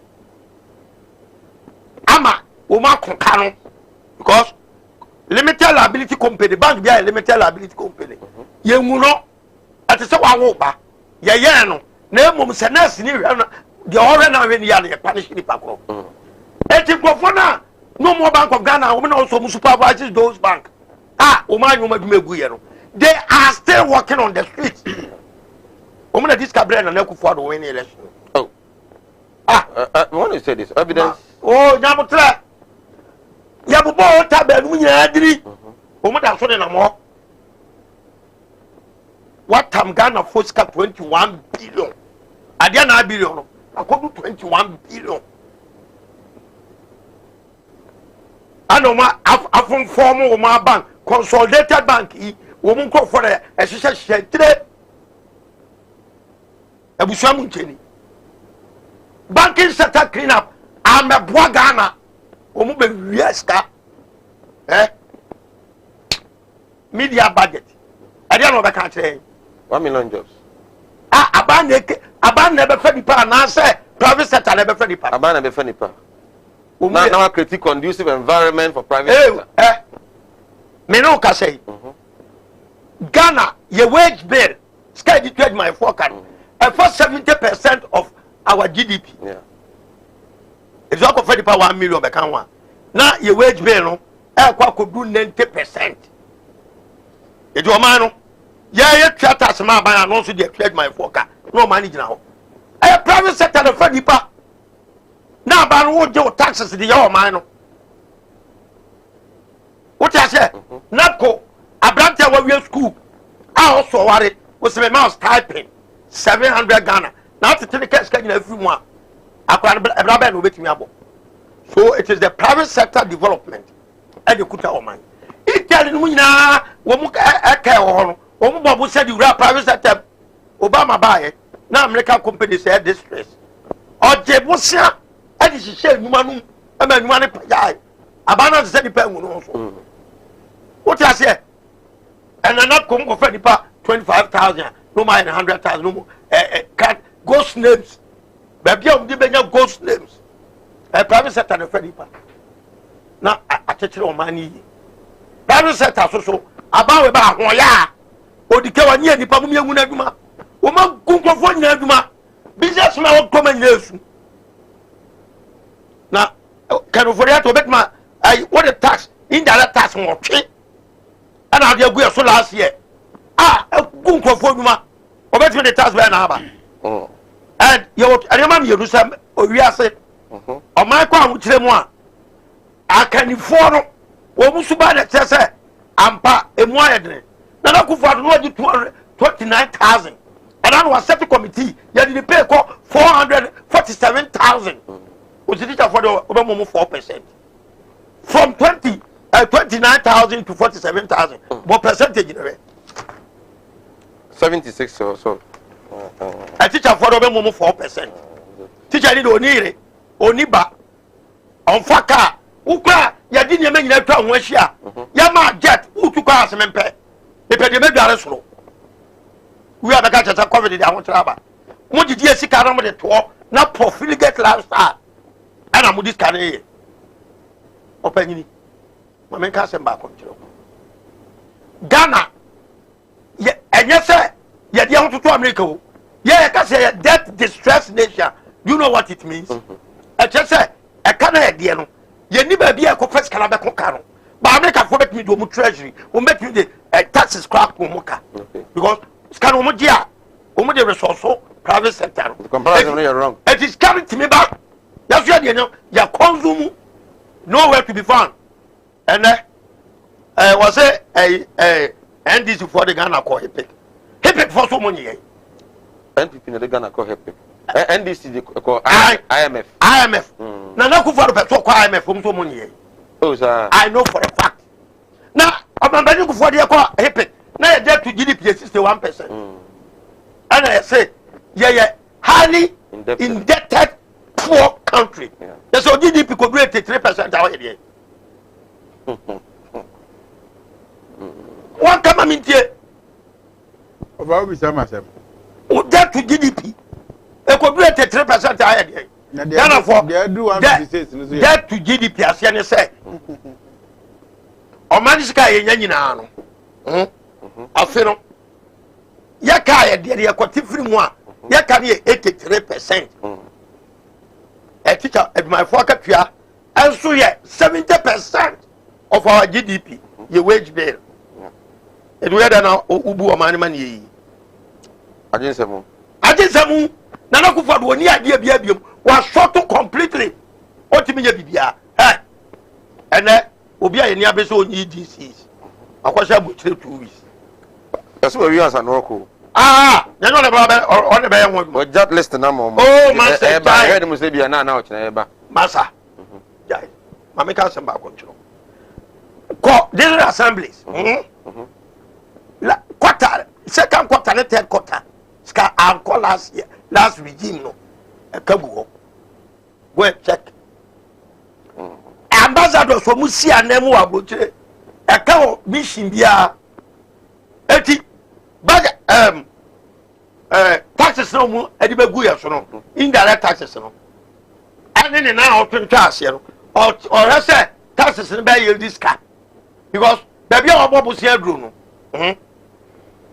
Ghana ye busia boba ya dene ana our sabu se na boy no ye kopia interest okay and you know now di busia no dia kopia interest no say no baby ya dro no ya wonya akono so bi babo ya bosia oh sir any raise bond ya na nya we so ka so be raise bond jula e wai bond no ka so be raise jula na wai on ti bi raise anya akono aso me ka cha Ghana for say Keroforia tane na nado amamudemu na ho okay aya abusua mu ncheni na o ma haja ke presidency no edinya covid na ase Ghana ho before sa covid e ma ye no na kana me ye dada masa na o ti ho na o president wajiji electricity bill 1 year o ma feska no PDS yeah besi ne o mo so mu fie o ti ho aprofra ho so we corrupt ana no BDC I see an enemy meeting. Omune Kenoforiata interview. Almost Ghanaians are saying you are corrupt. No, any. Maybe any will give you so. Responded. Oh, to you know. I didn't corruption. Ajibe Bia. Say, dear, I didn't say, Oyakupon, who are mobile. Nepobia, Wagon Papa, bet my boy Ghana. Nababia Kenoforiata, no farmer de Ghana, Bruno. And Yanika, right? You need to a teacher for more public sector. Someone really one can say more. A bedroom baby no market to a crime. Wouldn't say you tag for attracting right? Massa. Oma at Uni school feed in this money now. Ego, a concord. Now, what about we should say we had Massa and Uncle Car near a toast working. It told me I can walk to and will be at the Sana, now a form in your cry. Right. Sorry. We say good evening, Sir Mike. You try home right here. Everybody here. The ball came ye chira senia e si di boka mu ana moto so senia beya obi bi pa bia woni di achire pa no entimi nyira emfiri wonsam brane enchira senia si ye no sania mako enkuno ene de keke ka ho bonus nyina ka ho ye chira ne age usika ketua bi eye 300 Ghana cedis pe eye kan sika 3 million no me pa chaw mensene ebi ma obia fa wa bi ekuta uba bedru ya no ba abeya registration eye Saturday 14th August mo ne da etoso edunan afiye mo na ye sa dwumade wo ye oba wo ye bema wo ye panyini wo ye akora obi bia betimi aba abesua bi eno ntifa number na e da screen so no na wo de frey ne ye ntwere wudin keke ne fa register emfa mount ye 0244 294066 0244 294066 0244 29 40 66 mepacho frɛ na yɛn register ɛmfama afei nso numbers a egu screen so nyinaa no wobɛtumi afa na wo ne yɛn akasa ɔse Kumawood Training Institute ɛnsano dwuma ahemfie ɛbɛyɛ butu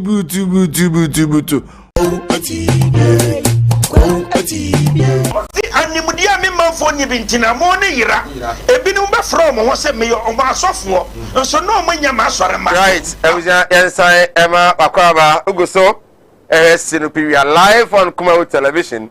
We say good evening, Sir Mike. I'm so disappointed as a Ghanaian. Things are getting worse and worse by the day, and the finance minister just came around with figures without taking into account the situation of the normal and ordinary Ghanaian. Baumia is also saying things are difficult in Ghana because of demons. I'm so disappointed by the vice president. Pastor Raphael Kwesi Apreku, Divine Encounter Prayer Army, Depa, Kwada so, Ejuna Sehona, so for free or day, we Abba, so for Yana say. Good evening, Sir Mike. I keep on enjoying your show with the type of questions you ask your panelists. Tell Odike to calm down because we are not ready to change Akufo-Addo. Okay, Christian, you know, see, the point is clear. Ghana is broke.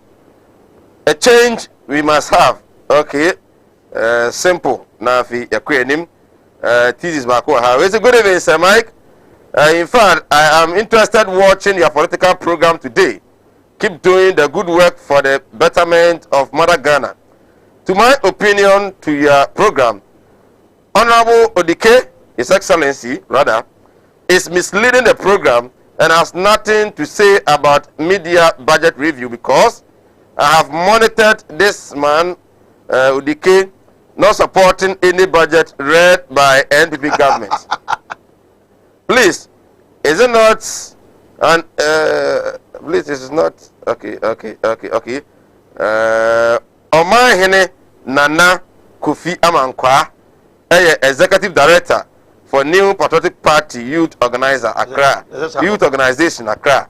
Omahene Nana Kofi Amankwa, Executive Director for the New Patriotic Party Youth Organization Accra. Omahene, you now say, message you say, my Accra. Good. Good evening, Sir Mike.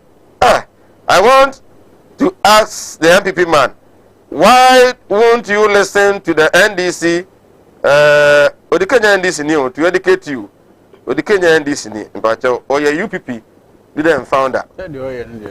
And I say you claim you are economic you have economic doctors. What happened to Ghana's economy? In addition, COVID-19 funding from other countries, can you tell us what that monies are used for? That's the money we had, okay. NPP government is a failure. What happened at Almina? I'm shocked that he is still there defending. It is a must to do case. I wish this year was a year of election and you will see the feelings of noble Ghanaians. We are sick and tired of the NPP. We, I say by January 1, from what January 1, you now say, sorry, if wa. Hi, good evening, Sir Mike. I'm enjoying the program.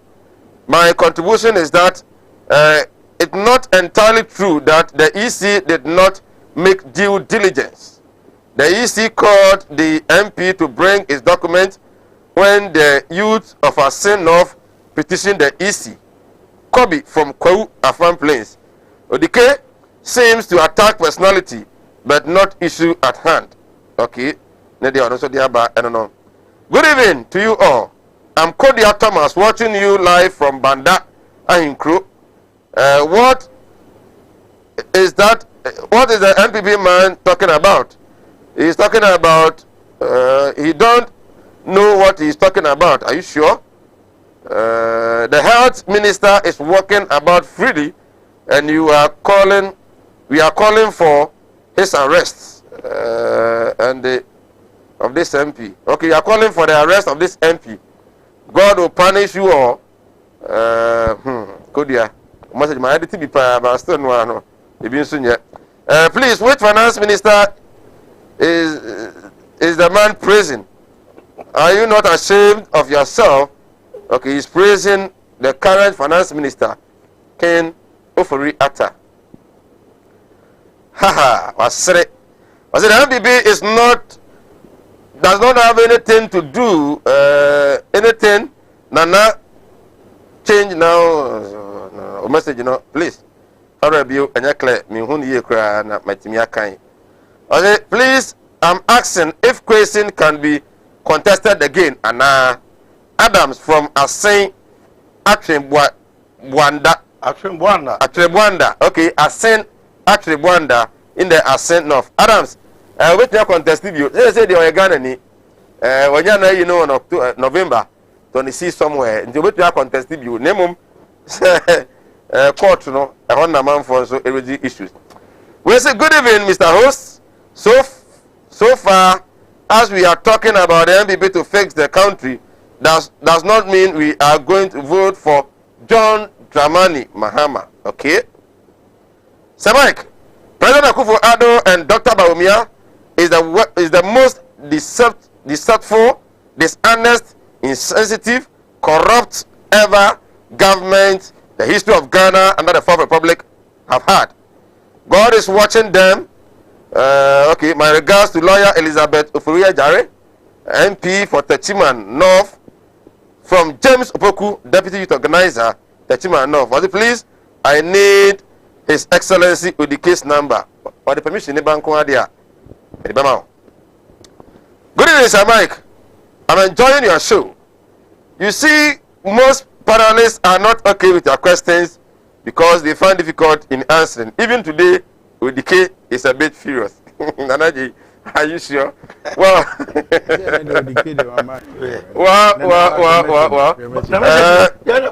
Yamfa Asida, Emma, our travel and logistics, or Dubai. I know I don't crow. But so me and son, or Jeffrey, I'm going to Dubai. Now I'm a Riada. I want travel and a day will crow. And you can't be in Dubai. I also see offer Umadia and Apple so could buy Koya Juma and yes, Kabebusiandia. I want travel and logistics. And they come for the Ama War 0552 373 027 0552 373 027. Inti, one person to Kano, one friend, then Tampa na Untimi and then came. Well, but again. Yes, I'm not for that's it now. No, start no, we know. You're bad, me and son. Why no, baby, Mamma, I'm not. Then the for you enough. Paul, on the same economy. 1 million. It was 1 million, and if I go for the doors, 1 million for 4 years. In your message, do I see him now? Or decade, why not just say, or person run it down? All the good policies are about including NAPQA. But anyway, okay. Anyway, my auntie Alhaji Sani, senior Alhaji Etienne Mripa, Mzanche Ibisia, Sanso, and Yantia Darlington. See, I'm listening to the kid Darlington till Partes de Biano 15 term. If you don't know Kufi, no, come to the key. No, Saturday, I said, was Pogumuno. Darlington, Yamia, or Madame Wood. Oh, okay. And Nado was so mine. Darlington. What can you? Okay, Paul. Darlington, Christmas of our dream, Bonine, only team. What just said, then I go for Diano. The Bia was soon was one way. But the cat so. Oh, Miss Anderson, so I was in the Yankee. I feel offer. I dare Yami baby so. I dare we Yami or baby so. It's the American say, why not doing say, or person running down every good initiative about with the buy. What ya Obia clearly.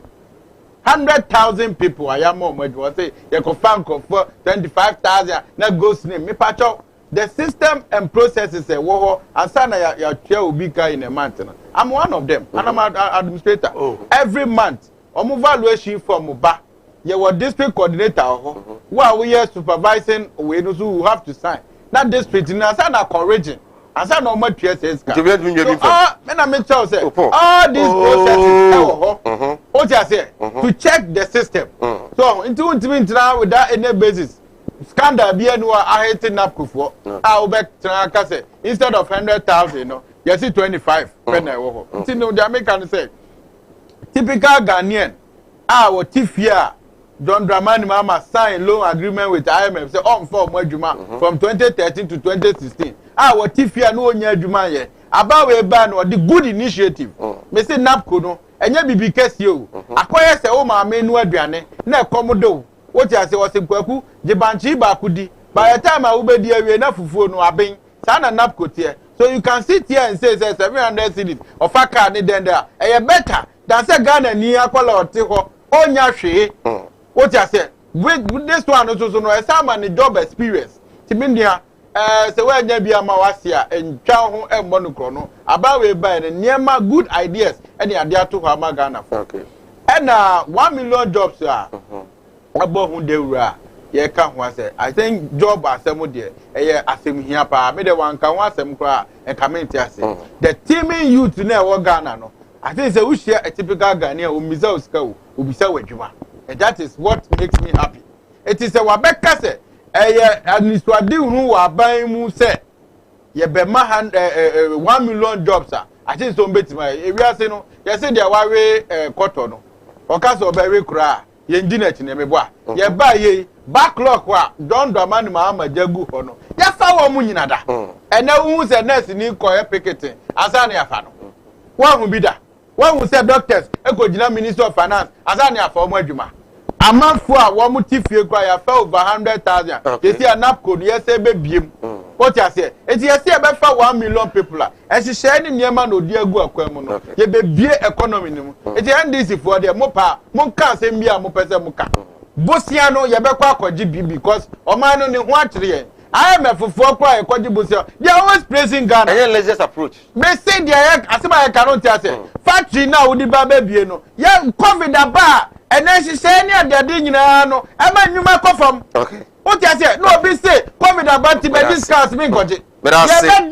me na me yo mampania e kuma kwa kwaji quadrillion and abeka Ghana but as teacher Kujo the president so or say NDC you know the election rules yet you chose to ignore them and allow 2 of your candidates to contest the elections without having their renunciation of citizenship at the time of filing. Okay, another day abano. With Sir Mike, good evening. Please tell Odike. Okay. Everything was moving very well until COVID-19 strike Ghana. But Nana Akufo-Addo is doing great. My regards to Honorable John Kuma, Yalo from Ejoso. Na Odifia and also Eddie Abba. So we teacher constitution. Also, we thank the court for a successful ruling at Asen North yesterday. I beg the court to take a second look at the case and the stance the former Asen North MP has taken and take him to prison. Okay, and also the Abba and say the MPP man is not telling you the truth to you. Okay, Yate. Robbie Fashions and so the Odiaba. NDC is totally confused. They should stop making noise because they did nothing better for Asen North. Regards to Dr. John Kuma. John Kuma, Ghana Power. There's a good evening, Sir Mike. Tell Odike to come to Takrad. Oh, Takrad Waba. Yaba. Odike, but Takrad for Mubunya Botre. Farouk Tema, NDC should know no legal gymnastics can explain away this grievous constitutional blunder they have caused. The laws govern our elections is so clear, and they should keep quiet. Okay.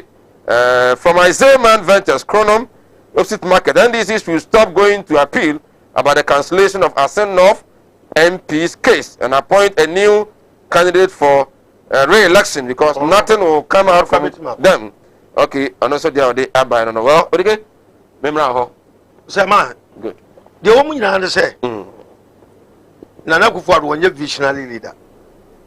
Policy squad, you go out, I am Besadako, your body being interrogated. The policies never how is it impacting on the people. Okay. Because how many can offer? So they bob with the boy. But I mean, say, planning for food and job, I'm a happy.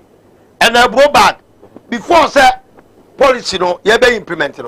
Now boy less than 100 Ghana. Okay. And I boy 400 Ghana. Almost spending $540 million. Saman, yakra bro, yakra nantunam, yakra cocoa, yakra fish, yakra tomatoes. I did bia planting for food and job. Am I near crown?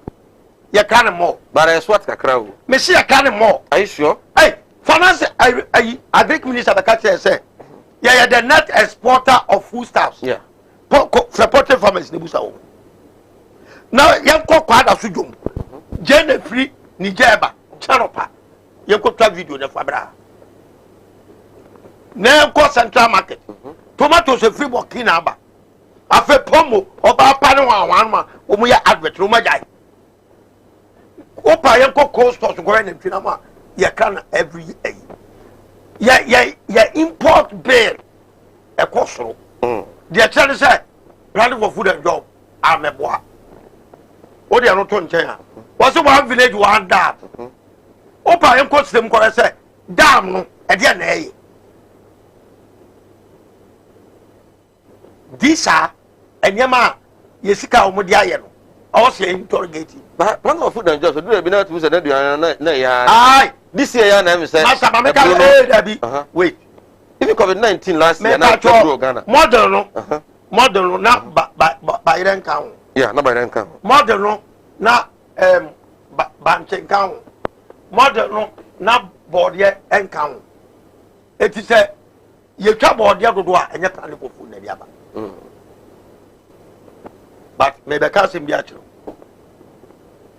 as I'm speaking to you now our educational system is suffering free education and enuane kro mu nya bi ni awofo after teacher for omutua nkola school fees school buildings and sofa and you just kakram for and repair and your money nyina agency mu semas yetia bonne date say kenuforia tas mo beka nyina no eye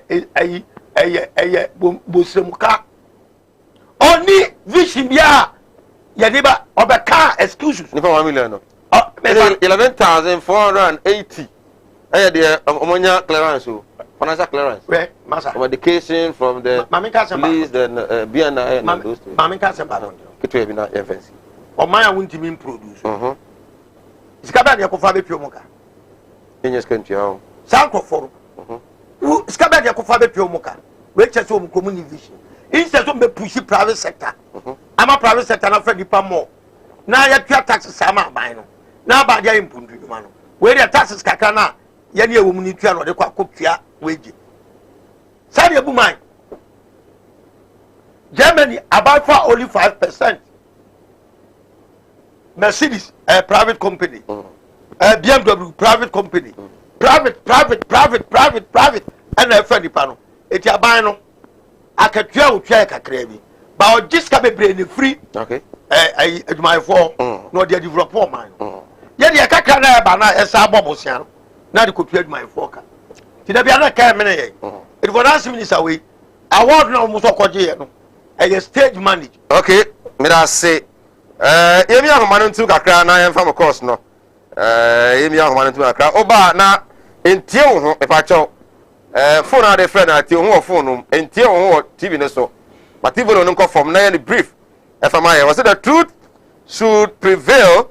Nanado is indeed spoiling this country and the economy. Please, Mr. President, we need revolutionary change. NPP should say the truth and stop the messed up ideas with the citizens. Once again, Adams, Asenov, I don't know the Abba, Asenov contest,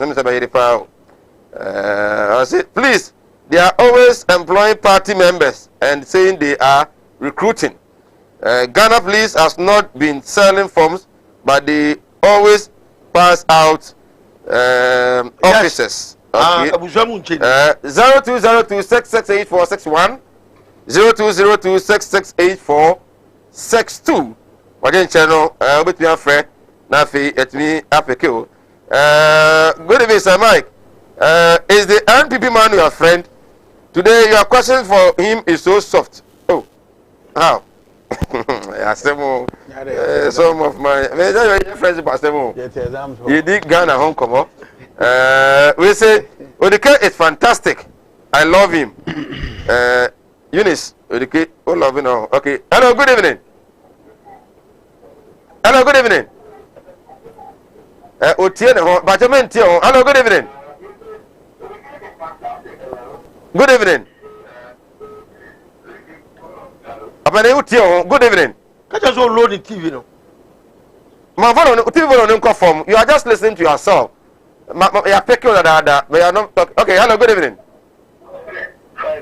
Good evening, I'll show you free.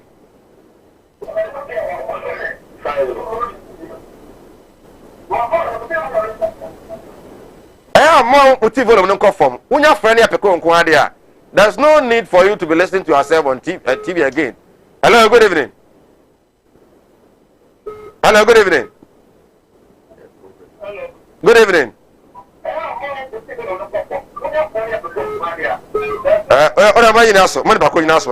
Hello, good evening. Majoso. Kasa.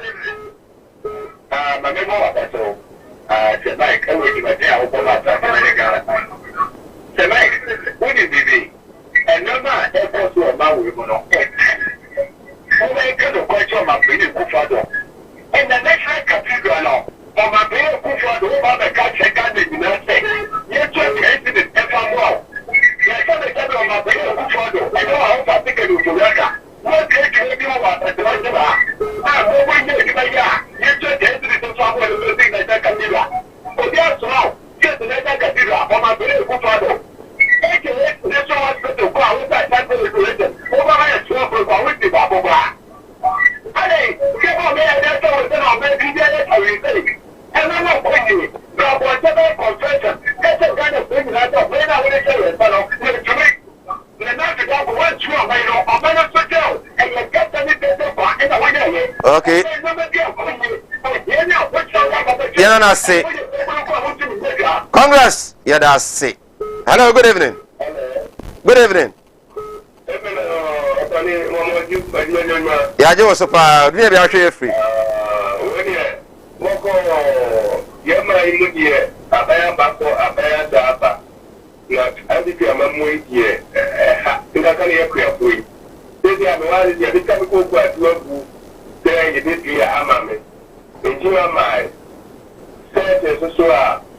And so I'm going to eat your which means to get it, and mammy, milk, and you know, so I'm a mammy. But yeah, all of my young. So, I'm going to like the canon and then but they are told here. Well, you can economically, and you know, may not be yet married yet. Maybe you could be cry soon after me, but that's it. Then that's it. Say about the nearest moment, you're going to okay. Yes, so yeah, that's it. Hello, good evening. Good evening. Good evening, actually, you're free.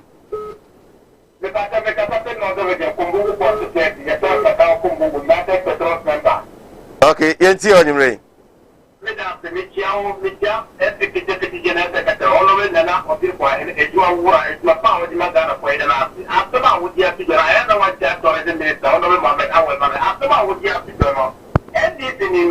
What you want, great one down, and Yazima. One man on the record, let me know poverty and one great one down, and Yazima.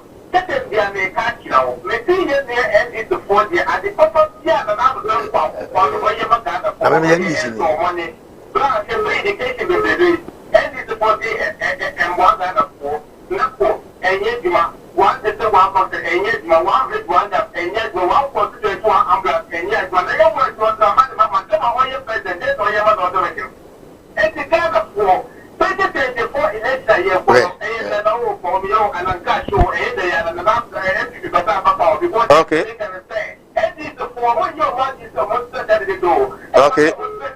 You know, say.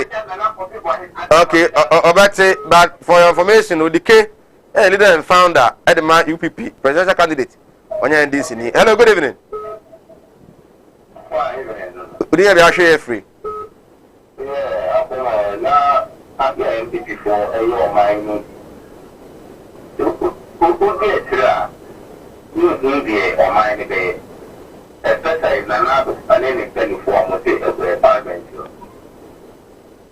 If you share Nana, free ticket, if you have quality schools, if you are not going to pass a good free ticket in India, Nana don't make a good free ticket, and Nana won't pass a good free ticket to your governor.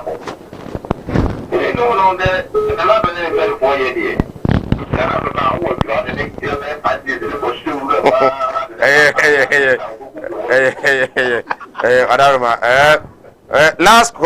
Last call na Yapeko National. Good evening. Good evening. Good evening, I'll show you free. I'm a fish central, ain't you?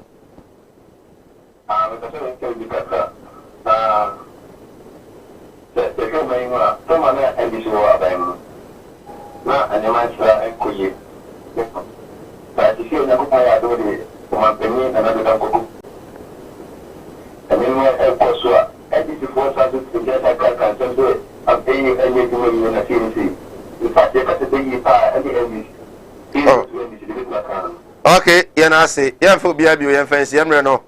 Enya aye ebre na interesting views. And I must say that you're sharing. Na mo se mo amofra mo ntimi nya ye no nya ya mo fanche ni pa Dawson tu frɛ na unya me ka be call ni wadi bi ase na ne ye fra yi nya mo na me lives no mo de man krofo ana da bi ni de man krofo bia ne mum o fra kumbugu no awuram aha tabubu no awuram e botun afrɛ pa wo aha be na ayesi na unya kwa enguram ni nyina no enhwe no my Ghana ho Paul Kwabena Yando ye ko ne krakra o set ne kama efe pa what do you buy by here? Ubia who to aban aba. The my gauge na by naba. HS near man and I do down kwa kufa do ye. A gun and Nibia to swaba. Okay. What I say? And on 5 years Mutu near my year, and then Huabano, yes. Because you see the development ever and they uba baby amity. I told you one why I can't no more ye come. Oh, my part was not could be. So was I could be. And no one answer. You know, yeah, quite, yeah, be okay. You know, budget by any that's all budget. Okay. I did the hoop NDC for right. And so Motona Peno. That's a day as I restore Abregana. Right. Okay. Sir, man, Ghana for never again say mo beso MPP party in NDC so. NDC ni MPP o ma disappoint Ghana. Mo mfie wo ha. Enya dia bibia beba o ma yi mu. Fiti say o mu nya ayi abekro nsa. Na do se me ba be chichi gofo mo diska nyina. O ba e no. E no puni. E no court say 3 years. Now 7 years and go back. Do you know what it means? O ma hihye aduma say yanti obia. Okay. Na mu diska na yeso ba dia bedibi. You scratch my back. I scratch your back. Okay. Eti. I see. Opuni asem no. Yes say you twani nyinam. O sabe ya say. E traw say dear citizen vigilante friends. Ma tell me do. Well no for papa. Asmo kan nyina abem. Okay. O say o ma next week. Na me around next week. The Ghana for you kan ya abem dia. O say Matia me do na government official. A friend said John Mahama any government official what? You go with no. Right. Na adam na mo abem. Okay. O ka commander sugar factory. Obia ya factory. Aka hwe dia e. Na so efienum. What me wi hwe dia. No right. Mr. and Mrs. Oh, Mr. and Mrs. Aka, mo axim, yan chamo, and enyumre, na yan theatre crowd for you na. Udike, Yami Advent Chakra the first week in August. Now Udike Stamita Crade, Oba or To, Takrade, Beko Takwa, Beko, Zemauna, Intimedia House, I'm here with the Kino. Just, oh, there, in touch, Navi, Udike, into me. Emra eho. Well, me dey Sir Mike, what His Excellency Akwasi Adewudike, leader founder UPP Amanyekuo no. Sanso ena mote Paul Kwabena Yando, financial secretary Edema NPP as constituency, regional communication team member of the party. Yamaya Dom Nemreswa, Asante region of a deputy secretary. On behalf of the crew, Loretta NFA Augustina, MCR, VTR, Oko Productioner, Bernard Ade, NFA executive producer, Samuel Kwabna Dakon. The other tissue no, Sam Dakus, Afi me DOP, Kobe Frank, and Afi Ochinozo, productions manager. Me ding, edit Sir Mike, a higher Kuma TV, Yamis now. Now, Uncle Shadow, so covered in that so in the air no ye. Now, me di Jawono, I didn't mu, Monyame, anyone him, na Ebisuye. Fahobono, na Honto. Yami Adwachna, Ebisia, ya crowd. Amen. Animudia me manfo ni bintina mo ne yira ebinum be from ho se me o ma asofo nso no mo nya ma asorema akom obi o ho amene o kasa stroke a chino wa ya stroke no enko malam se bra ya adwuma me mene da okay kwesi da edwoda ebenada okuoda yawada efieda ana menya adwuma na fieda wo beto me ya wo se me hwaw because nipa ana wo homeda nyankopon eni homeda okay akwala na wa wo no akwala na nya 10 years eko 15 years on nante da wada form